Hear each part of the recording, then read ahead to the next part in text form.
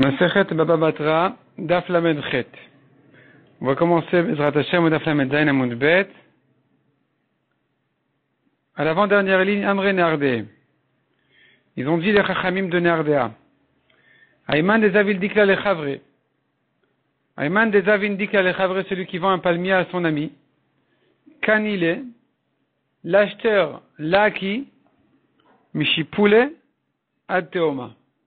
Depuis le bas du palmier jusqu'aux profondeurs de la terre. C'est-à-dire que le vendeur n'aura pas le droit de creuser un tunnel même à 1000 amotes en dessous du palmier. Tout est vendu jusqu'en bas. Matkifla Rava. Rava il objecte. Pourquoi tu dis comme ça? Qui t'a dit que le palmier, ça va avec la terre, qui est en dessous du palmier? C'est-à-dire comme ça en fait. Nous avons une halakha qui dit celui qui achète 2 arbres n'a pas de droit sur la terre. 3 arbres, il prend la terre avec la terre autour des arbres. La terre qui va avec. Et là, on vient te dire, même un arbre qui n'a pas la terre autour de l'arbre, il a la terre en dessous de l'arbre. Et donc, si maintenant l'arbre, il meurt un jour, eh bien, il aura le droit de replanter un arbre là-bas, parce que la terre en dessous de l'arbre, elle est à lui, à l'acheteur. Et là, Rava, il objecte, Matkifla Rava. Velemale, le vendeur devrait dire à l'acheteur, Kurkemaderish Zvinelach. Moi, je t'ai vendu cet arbre-là, comme si je te vendais, imagine-toi, je te vendais maintenant des épis, je te vendais du safran ou quoi. C'est vendu pour que tu en profites. Dès que ça a poussé, tu prends la plante, tu prends ton épice et tu t'en vas. Encore Koukemaderish Kavezil, tu prends ton épice qui a poussé ici, que je t'ai vendu, et tu t'en vas. Donc l'arbre, je t'ai vendu, c'est sans la terre. L'arbre, il est tombé, il est mort ou quoi, c'est fini. Il n'y a plus de terre. Et là, Marava. Mais Bamarmatana. Rava dit, il s'agit d'un cas, c'est que dans un cas où l'acheteur il dit, il vient avec un argument, où il dit voilà le vendeur m'a vendu, il m'a vendu clairement la terre qui est en dessous de l'arbre aussi, explicitement, et maintenant j'utilise cet arbre depuis 3 ans, j'ai perdu les papiers, on va le croire. Amal et Mark Shisha Bered Rav Chizda le Ravashi. Il a demandé Mark Shisha, le fils de Rav Chizda Ravashi. Imagine-toi que non, il lui avait vendu l'arbre comme des légumes, comme le Kurkema de Rishka, ce safran en question. Ou il lui dit, tu prends et tu t'en vas. Si c'était ça les conditions de vente, alors qu'est-ce qu'il aurait dû faire le vendeur pour ne pas que l'acheteur au bout de 3 ans il dise, j'ai reçu la terre en dessous de l'arbre aussi. Alors que on va lui donner raison. On va pas lui dire amène tes preuves. Il va répondre les preuves, je les ai perdues il y a 3 ans qui sont passés, j'ai jeté mes papiers. Répond la Gemara, le vendeur avait quand même une solution, c'était de protester. Protester pas méchamment. Protester ça veut dire voilà, ce cher acheteur qui m'a acheté le palmier, sachez qu'il est très gentil, je lui ai vendu le palmier uniquement, une fois que le palmier va mourir après 120 ans, je récupère la terre. Et donc, ici, l'acheteur ne pourra pas prétendre j'ai perdu mes papiers et j'ai reçu la terre. On va lui dire mais ton vendeur il a protesté, tu aurais dû garder tes papiers. Dans ce cas-là, le vendeur donc il a finalement une solution pour récupérer sa terre. Dis-le Temari, car si tu me dis ça ne s'appelle pas protester de dire c'est pas un voleur mais je ne l'ai pas vendu plus que ça. C'est-à-dire, la Gemara dit, peut-être que protester, c'est que s'il dit, celui-là, c'est un sale voleur, il m'a volé mon champ, sachez que je vais le dégager d'ici au plus tôt possible. J'aurais pu croire que c'est ça ce qu'on appelle protester, et qui va nécessiter l'acheteur à garder son shtar, son papier. Mais si je dis pas comme ça, si je dis non, il est gentil, il est dans ses droits, mais juste sachez qu'il n'a pas plus que ce qu'il prend. C'est pas qu'il a la terre en dessous de l'arbre aussi. Donc, un jour ou l'autre, je prendrai, quand il finit, l'arbre, il finit sa vie, je récupère la terre en dessous de l'arbre. Si tu me dis que ça s'appelle pas une mecha, et que ça ne nécessite pas l'acheteur de garder son shtar, alors, un mashkanta des Soura, qu'est-ce que tu fais avec les mashkanta des Soura? C'est quoi mashkanta? Soura, c'est une ville. Mashkanta des Soura, c'est la mashkanta qu'on fait dans Soura, c'est-à-dire, un emprunteur, il donnait son champ à son prêteur pour tant et tant d'années, au bout desquels il le récupère gratuitement. Et la dette est annulée. Des kata avachi, ainsi on écrit dans la mashkanta des Soura, Bemishlam Shanyailen, au bout de ces années, Tepu Karada Belokesef. La terre va ressortir sans argent, gratuitement. Maintenant, imagine-toi que le prêteur, il va cacher les papiers de la mashkanta. Il kavish le shtar mashkanta. Ve'amar le kuchai biadi. Le prêteur, il dit, ben non, mais moi j'habite ici pas en tant que prêteur, j'habite parce que j'ai acheté le champ. Et je suis là depuis 3 ans, tout le monde le sait bien. Et donc j'ai perdu mes papiers d'achat. Je suis l'acheteur, j'ai pas de papier, je suis là depuis 3 ans, j'ai une bonne chazaka, je l'ai acheté. On doit me croire. Et alors qu'est-ce que tu vas faire maintenant? Tu dois le croire. Parce que, comme n'importe quel acheteur, tu dois le croire. Achinami de Meheman, est-ce qu'on va le croire qu'il a acheté? Est-ce possible? Mitakne Rabbanan Milta, est-ce que les Chachamim vont instituer une takana de Atibal et de Pseda, qui vont en arriver à une perte? Les Chachamim qui ont dit quelqu'un qui fait Chazaka 3 ans n'a plus besoin de prouver qu'il est l'acheteur. Et ils ont dit aussi, si le prêteur peut profiter du champ de son emprunteur tant et tant d'années, comme ils vont convenir entre eux, pour se faire rembourser sa dette, même si ça vaut plus que la dette. Il n'y a pas de problème de ribit, comme on a vu dans les davim précédents. Mais en tout cas, c'est une takana des chachamim qui accepte ce système-là de mashkanta des soura. Or, il risque d'avoir ici une perte si le prêteur il va dire mais c'est à moi, je l'ai acheté. L'emprunteur va perdre son champ.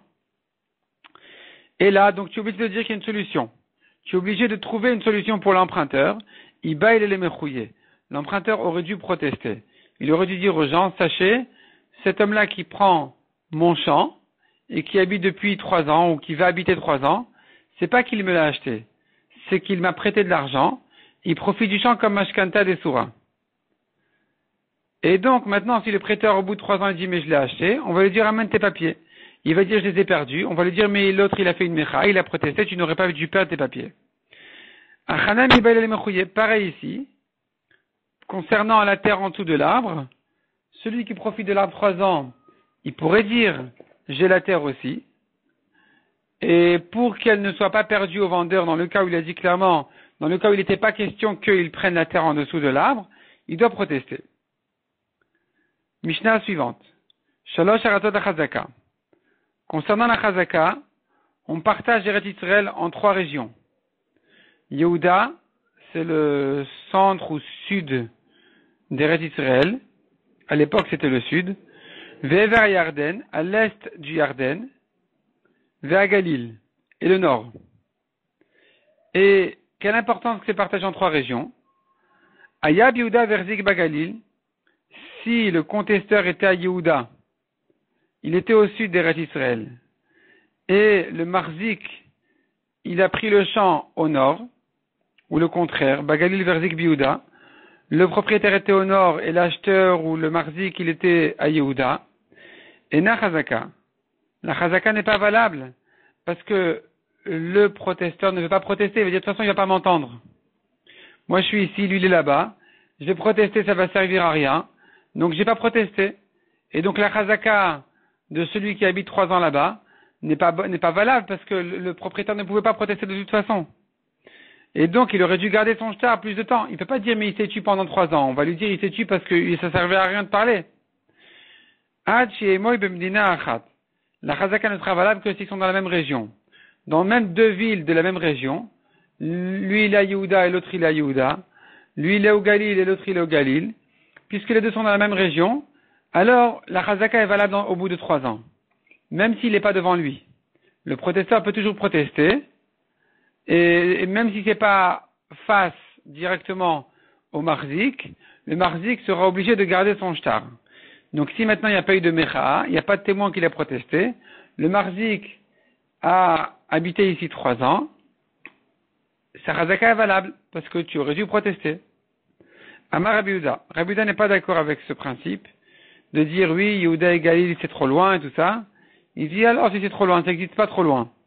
L'Amrou Shalosh Shanim, ce que les Chachamim ont donné 3 ans pour la chazaka, c'est justement en tenant compte de tout ça.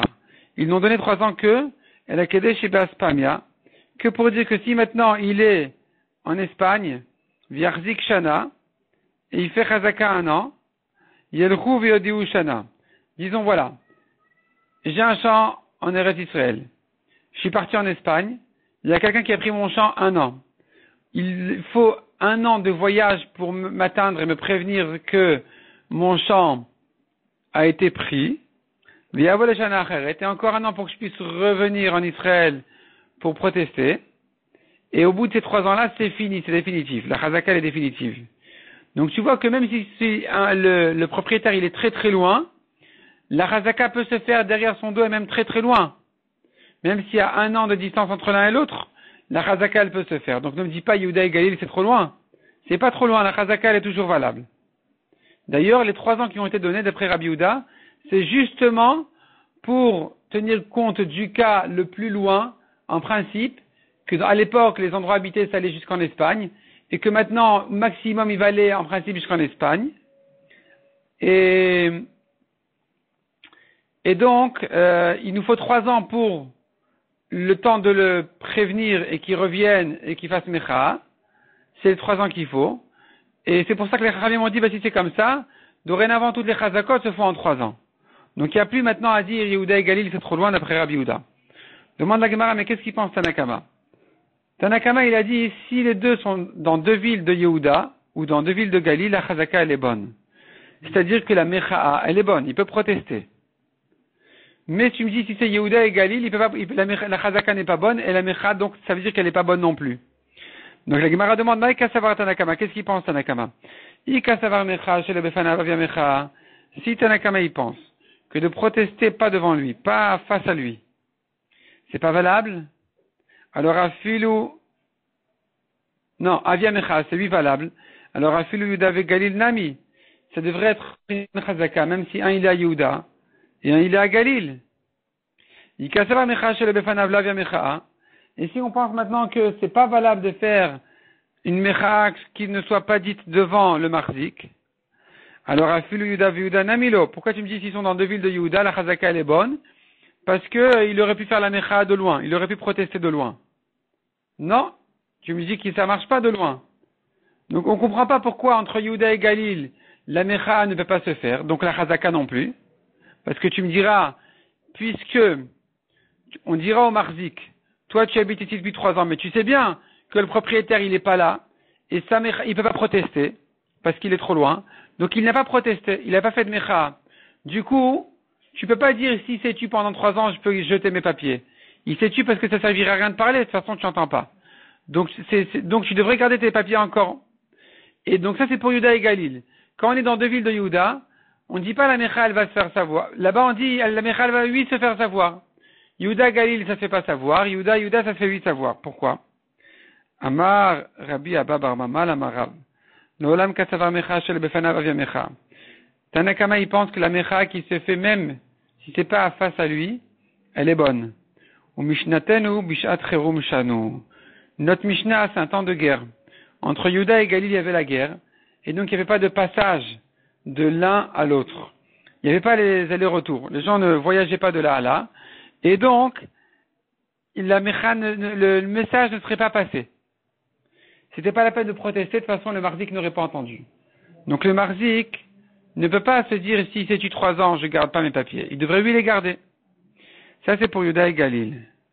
Mais si les 2 villes sont dans Yehuda, il y a du passage de l'une à l'autre. Et donc ça va se faire savoir. Et donc le propriétaire aurait dû faire une Mecha. Puisqu'il n'en a pas fait, la Chazaka elle est bonne. Demande à Gemara au Mashna Yehuda et Galil Denakat. Pourquoi tu me parles de Yehuda et Galil? Dis-moi en temps de guerre. Ne me dis pas Yehuda et Galil, ça peut être aussi la Russie et l'Ukraine, ça peut être aussi autre chose. Donc, Maïshna Yehuda ve Galil de Nakit, répond la Gemara Kamashmalan, on tourne la page, Destam Yehuda ve Galil Kishatrerum Dami. On est venu te dire ici autre chose. Il n'y a pas de voyage entre Yehuda et Galil, même en temps de paix. Les gens ne font pas les allers-retours. Donc la Mecha n'est pas bonne. Donc c'est considéré comme un temps de guerre, Yehuda et Galil. C'est-à-dire c'est une exception. En général, ce n'est qu'en temps de guerre que on ne peut pas faire Chazaka parce que la Mecha ne s'entend pas. Mais s'il n'y a pas de guerre, si c'est la paix, alors on pourrait faire la Mecha même loin du Marzik. Mais Yehuda et Galil, c'est toujours comme un temps de guerre, il y a toujours un manque d'aller-retour, de voyage de l'un à l'autre. Et donc, c'est pour ça que là-bas on dira que là jamais on peut faire une Chazaka qui ne se fasse pas devant lui. Si lui il était à Yehuda et l'autre il était au Galil, c'est pas bon.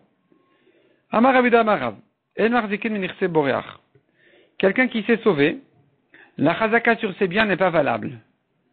Il s'est sauvé de là, il y en a un qui est venu, qui habite 3 ans sur ses biens, il dit mais je l'ai acheté, là, et j'ai perdu mes papiers parce que lui, il n'a pas fait de mecha, on va lui dire non, il n'a pas fait de mecha parce qu'il s'est sauvé.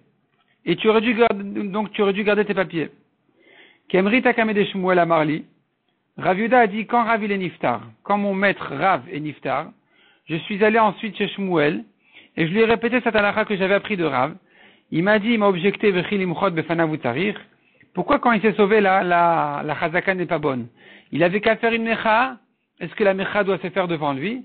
Non, il peut protester de loin aussi. Rav Maïkamash Malan. Alors Rav lui-même, qu'est-ce qu'il pense? Rav qui dit la chazaka n'est pas bonne, qu'est-ce qu'il pense? Mecha shel befanav la via mecha, que c'est pas bon de faire une mecha de loin. Ve'amar Rav, mecha shel befanav via mecha. Pourtant Rav nous a dit que selon Tanakama, la mecha peut se faire même de loin, puisque Rav expliquait la Mishnah en disant, entre deux villes de Yehuda, on peut faire une mecha de loin, c'est qu'en temps de guerre où Yehuda et Galil qu'on peut pas faire de mecha. Et pourquoi tout d'un coup Rav nous dit que la mecha n'est pas bonne quand il s'est sauvé? Il s'est sauvé, il pourrait pas faire de mecha. Répond la Gemara, Rav Ta'amad et Tanadidan Kamefaresh. Rav n'est venu qu'expliquer la Mishnah, Velel Osivirale. Mais lui-même, il pense pas comme la Mishnah. Rav, lui, ne pense pas comme la Mishnah. Pour lui, une mecha doit se faire devant la personne, et pas de loin. Vikadamre, autre version, il y en a qui disent, on peut lui faire chazaka sur les biens de celui qui s'est sauvé. Parce qu'il a qu'à faire mecha de loin. Quand Rav Yuda dit, j'ai répété cette halakha à Shmuel, Amarli, il m'a dit, pshita, c'est évident. Est-ce qu'il aurait fallu faire une mecha devant lui? Non, on peut faire de loin aussi. Et Rav, donc qu'est-ce qu'il vient nous apprendre? Mecha shel befanav via mecha. Rav viendrait nous dire que tu peux faire chazaka sur les biens de celui qui s'est sauvé parce qu'il peut faire mecha de loin. Pourtant Rav l'a déjà dit une fois, comme on a vu dans la Mishnah, que Rav expliquait à la Mishnah que une mecha dans deux villes, une mecha d'une ville sur l'autre peut se faire. Donc puisqu'une mecha peut se faire de loin, si elle n'a pas été faite, la chazaka elle est bonne. Et quel est le chidouche de Rav qu'il a répété pour celui qui s'est sauvé? Et là, kamash malan. Non, ici il y a un chidouche de plus. Même s'il a fait mecha devant deux personnes, qui ne peuvent pas répéter la mecha au marzik, la mecha elle est bonne quand même. Comme a dit Rav Anan, à moi a été expliqué de Shmuel, ce que Shmuel a dit. Micha bifnei shnei bnei adam shecholim lomar lo avia mecha. Si maintenant il a fait mecha devant deux personnes qui peuvent répéter la mecha au marzik, la mecha elle est bonne. Micha bifnei shnei bnei adam she'en yecholim lomar lo, mais celui qui fait une mecha devant deux personnes qui ne peuvent pas la répéter au marzik, lo avia mecha. La mecha n'est pas bonne. La mecha n'est pas bonne quand elle n'a pas été faite devant des personnes qui peuvent la répéter au marzik.